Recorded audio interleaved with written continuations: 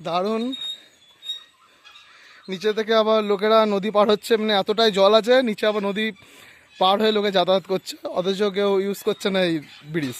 এতটাই জল, যখন জল বেশি থাকে অবভিয়াসলি তখন সবাই এই নদী ব্যবহার, এই ব্রিজই ব্যবহার করে, নদীর উপর দিকেও আসে না।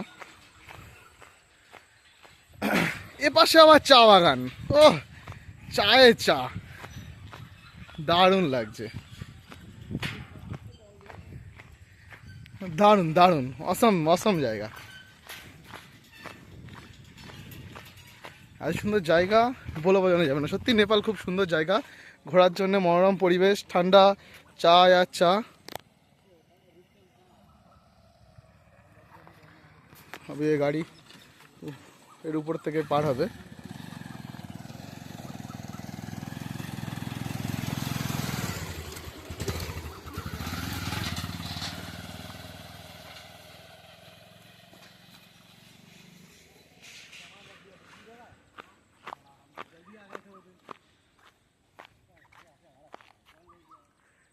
আমি আপনাদেরকে নেপাল ব্লগ দেখাবো, আমি নেপালে আছি যদিও, নেপাল ব্লগটা দেখাবো আপনাদের।